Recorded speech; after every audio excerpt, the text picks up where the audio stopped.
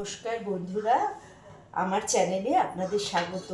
আজ আমি বানিয়ে নিচ্ছি মুরগির ডিম ফুলকপি আর আলু দিয়ে। তাই ভাবলাম আমি তাহলে আপনাদের সাথে শেয়ার করে নিই কীভাবে বানাচ্ছি।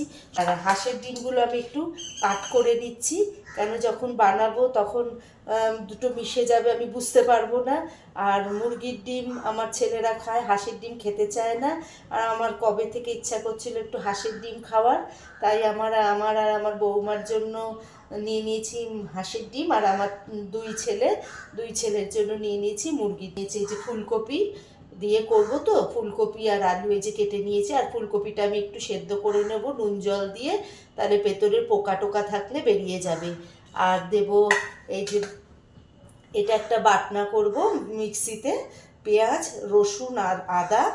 আর এর সঙ্গে দেব একটু হালকা গরম জলে আমি শুকনো লঙ্কা ভিজিয়ে রেখেছিলাম আর গোটা জিরে। আপনারা গুঁড়ো জিরে দিয়েও করতে পারেন, আমি একটু গোটা জিরে দিয়ে এটাকে পেস্ট করব। তাহলে আমি ফুলকপিগুলো সেদ্ধ বসিয়ে দিলাম, আমার যে গরম জলটা ফুটে গেছে।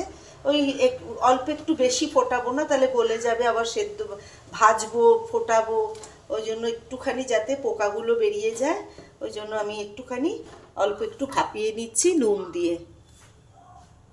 অল্প একটু নুন দিয়ে দিলাম, দিয়ে এটা ডিমগুলোতে একটু নুন হলুদ মাখিয়ে রাখলাম।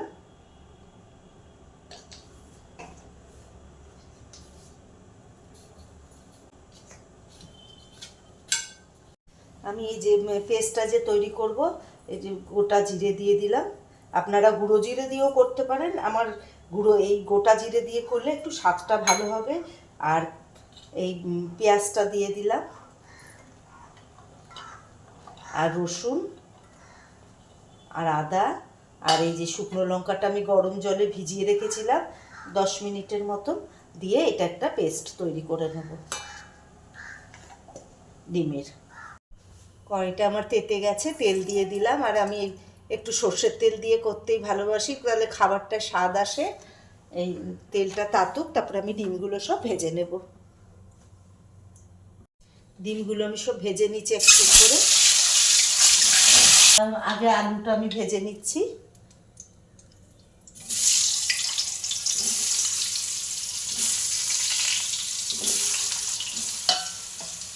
এভাবে একটু নুন আর হলুদ দিয়ে দেবো, সামান্য নুন আর সামান্য হলুদ।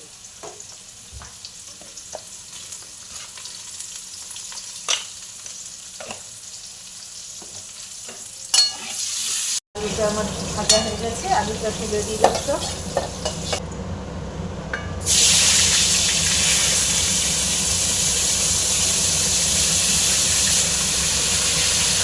এর মধ্যে আমি একটু নুন আর হলুদ দিয়ে দেবো, অল্প একটু হলুদ দিয়ে দিলাম আর অল্প একটু নুন, তাহলে জিনিসগুলো না ভেতরে ঢোকে।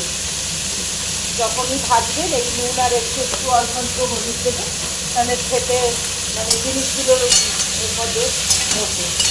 এর মধ্যে এবার আমি ফোড়ন দিয়ে দিলাম কটা তেজপাতা আর সাদা গোটা জিরে দিয়ে আমি একটু নেড়ে এক সেকেন্ডের মতো নেড়ে নিলাম।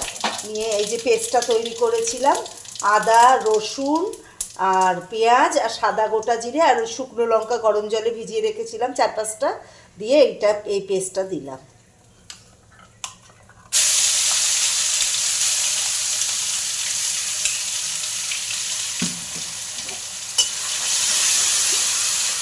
আমি দিয়ে দিলাম অল্প একটু হলুদ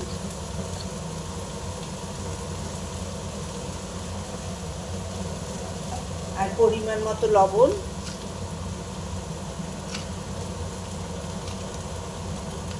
আর একটু মিষ্টি চিনি আর কি। আপনারা যদি মনে করেন না দেবেন না, কোনো ব্যাপার না, দেবেন না, দিলে একটু স্বাদ হয়, খেতে ভালো লাগে। এটা একটু কষিয়ে দেবো। আর এর মধ্যে এবার আমি টমেটো দিয়ে দেবো। এটা একটু মজুক, তারপরে আমি আলুগুলো দিয়ে দেবো, দিয়ে একটু কষিয়ে তারপরে জল দেবো। এটা অল্প আছে, একটু হতে থাক।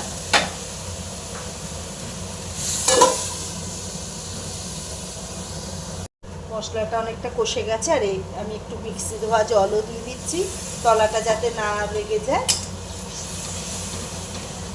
আর অনেক একটু অল্প আছে কষে, আর আমি কিন্তু পুরোটাই অল্প আছে রেখেছি, কেননা এটা কষবে। তো এই পর্যায়ে আমি আলুটা দিয়ে দিচ্ছি, যে আলুটা একটু সেদ্ধ হতে টাইম লাগে, ওই জন্য আমি কষানোর সময় আলুটা দিয়ে দিই।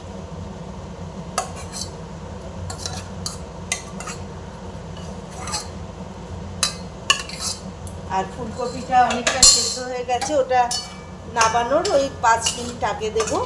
আর এটাই আমার কষতে থাকুক।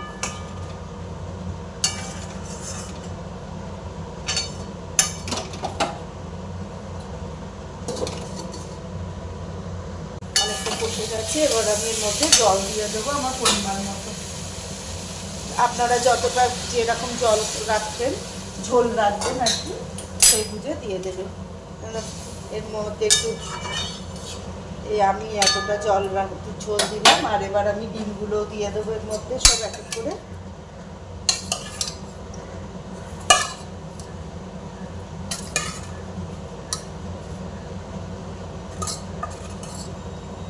আর এবার ফুলকপিগুলোও দিয়ে দেবো।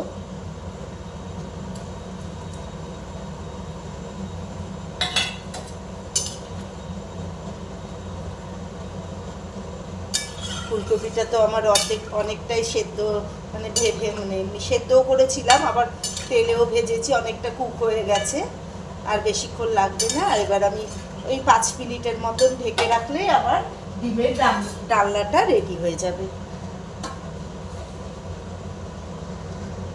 এর মধ্যে 2টো কাঁচা লঙ্কা আমি ফাটিয়ে দিয়ে দেবো, আর দেব অল্প একটু ঘি। এই ডিমের ডালনাটা করবেন আর আমাকে জানাবেন করে যে কেমন হয়েছে।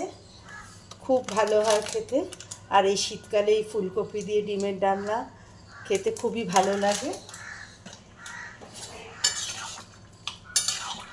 তাহলে কেমন হয়েছে বলুন দেখে।